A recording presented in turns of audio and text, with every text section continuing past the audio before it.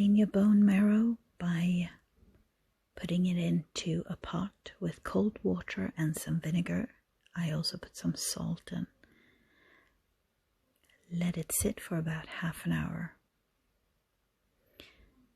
Then you rinse it out and fill the pot up with cold water so it covers the bone marrow. Sprinkle in some herbs, onion powder, garlic powder, and some black pepper. You can use black pepper kernels as well instead of grounded. I also put a good amount of herbal salt.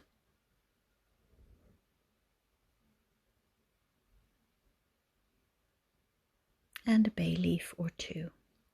Let this simmer for at least 12 hours.